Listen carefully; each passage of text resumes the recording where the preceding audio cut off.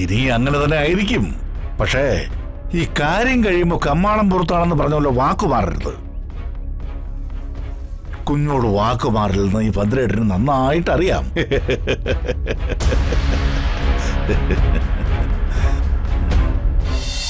ഇപ്പോ ഈ തമ്പുരാന്റെയും തമ്പുരാട്ടിയുടെയും ഫോട്ടോ ഞാൻ ഇവിടെ തന്നെ സൂക്ഷിക്കും.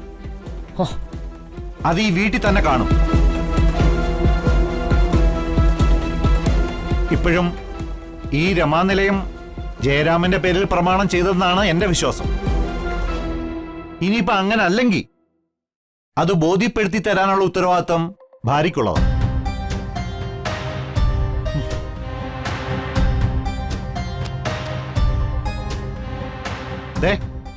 ഇതില് വല്ലം തൊട്ടാൽ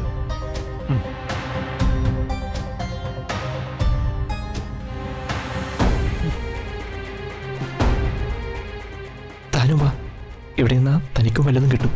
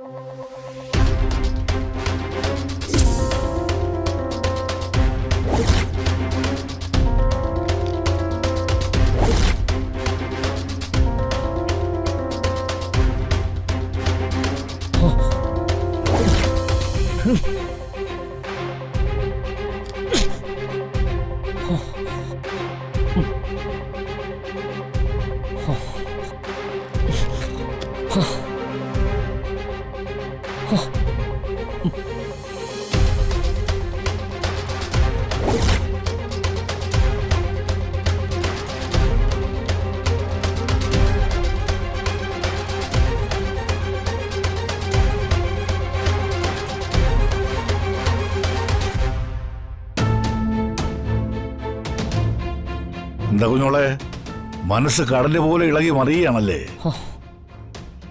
അത്ര പെട്ടെന്ന് ശാന്തമാകുന്ന കോളല്ല ഇത്. ന്യൂനമർദ്ദങ്ങൾ രൂപപ്പെടുന്നുണ്ട്. അപകടം കാണിക്കുന്ന സൂചനകളായത്. വല്ലാത്തൊരു കടൽച്ചൂരും ചൂടും. വലിയ അപകടം പിടിച്ച കളിയിലേക്ക് അടിയാൻ പോകുന്നേ. പണ്ട് ബിസിനസ് തുടങ്ങാൻ സഹായിച്ചു എന്ന കാരണം പറഞ്ഞ് ഇപ്പോ തമ്പുരാന്റെയും തമ്പുരാട്ടിയുടെ ഫോട്ടോയും വെച്ച് ആണ്ടുബലിയും കർമ്മങ്ങളും നടത്താമെന്ന് വെച്ചാലേ അത് ബോധപൂർവം കുഞ്ഞുങ്ങളെ ഓർമ്മപ്പെടുത്താനല്ലേ എന്നൊരു തോന്നൽ. ആണ്ടുബലി കർമ്മങ്ങളോ?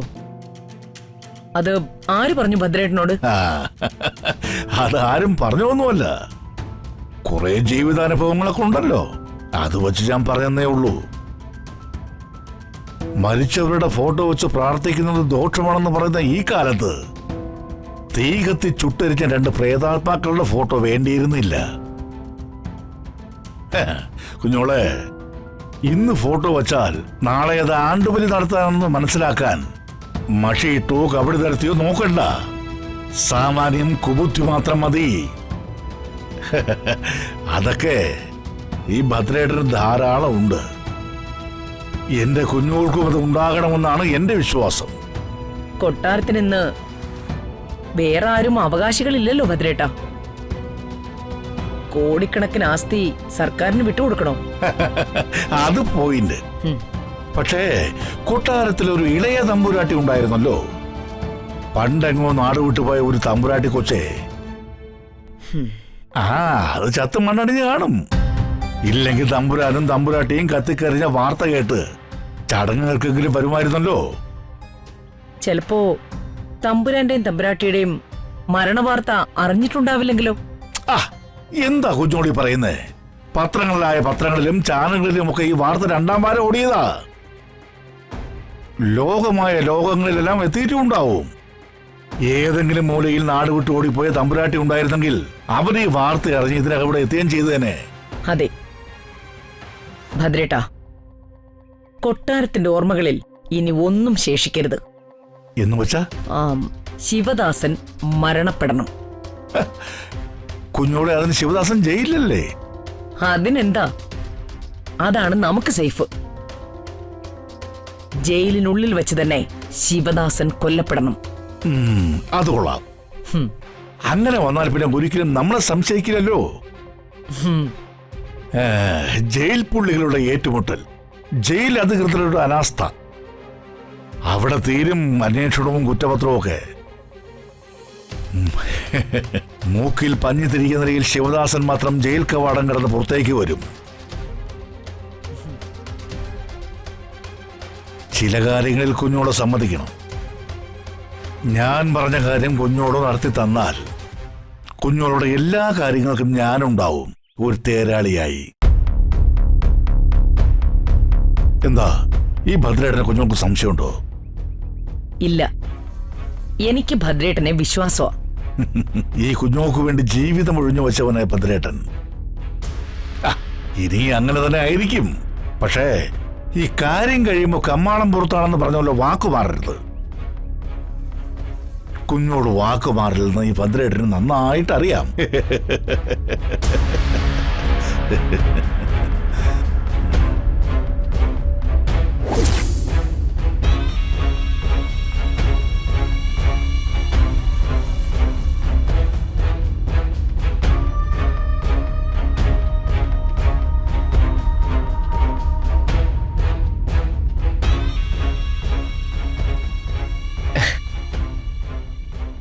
തന്നോടൊപ്പം ഇങ്ങനെ നടക്കാൻ ഒരു സുഖമൊക്കെ ഉണ്ട്.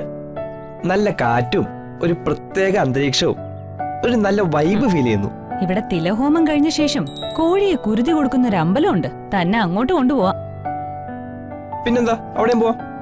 പക്ഷെ കോഴി വാങ്ങണ്ടേ? ഏയ്, അത് കൂടെ തന്നെ ഉണ്ടല്ലോ. ഓ, ആക്കിയതാണല്ലേ? ദേ, ഇത് അമ്പലമാ. മിണ്ടാതെ പ്രാർത്ഥിച്ച് കൂടെ വന്നോണം. അങ്ങനെ ആയിക്കോട്ടെ ഭവതി. അല്ല, എന്താ ഈ തിലഹോമം? ഷോ, ഇത് വലിയ കഷ്ടമായല്ലോ. തന്നെ കൂടെ കൊണ്ടുവരണ്ടായിരുന്നു. ഇയാളെന്താ ഇങ്ങനെ? എടോ, ഒരാൾക്കൊരു കാര്യം അറിയില്ലെങ്കിൽ അത് പറഞ്ഞു കൊടുക്കാനുള്ള സാമാന്യ മര്യാദ കാണിക്കണം.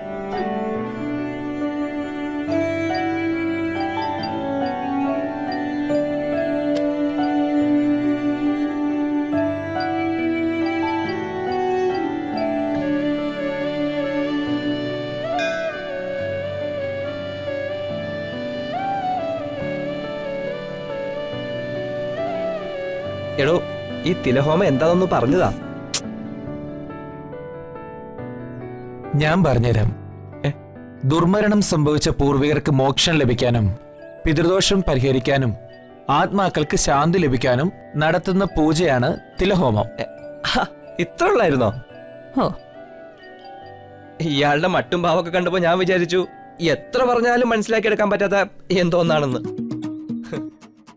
തില എന്ന വാക്കിന്റെ അർത്ഥം എന്താണെന്ന് അറിയോ?